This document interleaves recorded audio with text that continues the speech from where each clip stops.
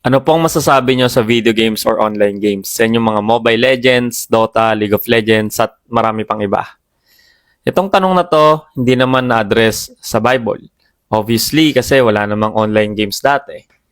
So sa mga ganitong klaseng tanong na wala namang direct passage sa Bible, para masagot natin yan, mag-move tayo sa principle ng Word of God. At itong isi-share ko sa inyo ay mag-a-apply din sa ibang activities like panonood ng anime, K-dramas, at any other secular activities. So kung isa kang gamer, isa kang magulang na may anak kang addict na sa paglalaro, listen to this. Bibigyan ko lang po kayo ng isang tanong na dapat nyong itanong sa sarili ninyo.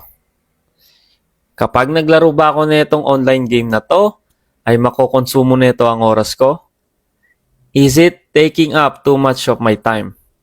Yan yung tanong na dapat itanong nyo sa sarili nyo. Kasi sabi sa Ephesians 5:15-17, so be careful how you live. Don't live like fools, but like those who are wise. Make the most of every opportunity in these evil days. Don't act thoughtlessly, but understand what the Lord wants you to do. Malinaw na kailangan maging wise tayo sa paggamit ng oras natin. At ang delikado kasi dyan sa online games ay nakaka-addict. Alam ko yan kasi lumaki ako na naglalaro ko ng mga online games. At kapag nagustuhan mo yung isang game, napakahirap nang iwasan, di ba? Gusto mo ma-achieve yung gantong level, you want to succeed, and before you know it, hours and hours of time have gone by. Hindi na natin namamalayan. Let's say nagsimula ka mag-online games, maging addict sa online games, 12 years old ka pa lang, tapos napag-decidean mo tumigil 42 ka na. So, 30 years of your life. Isipin mo yon. Tanungin mo sarili mo, magiging proud ka ba humarap sa Panginoon sa Judgment Day? Tapos sasabihin mo sa Kanya, God, binigay mo sa akin tong gift of life. At 30 years sa earth, inilaan ko sa paglalaro ng online games. Hindi maganda, di ba?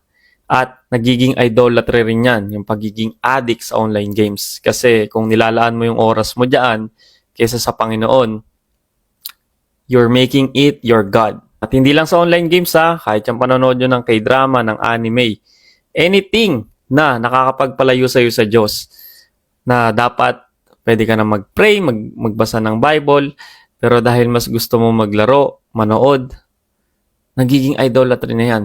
Lalo na kung dyan mo na halos nilalaan lahat ng oras mo. Kaya kung isa ka sa addict na sa online games at gusto mo na mabago, isurrender mo na yan kay God. Hindi mo kaya baguhin ang sarili mo. Diba? Ask help from God. Pray. Unti-unti. Hindi naman yan overnight na pagising mo, boom, kalimutan mo na lahat yan. Pray and ask help from God at araw-araw mag-set ka ng goal mo. Unti-untiin mo, bawasan yung time na nilalaan mo sa paglalaro. Disiplinahin mo yung sarili mo and syempre, kailangan seryosohin mo yan. Amen.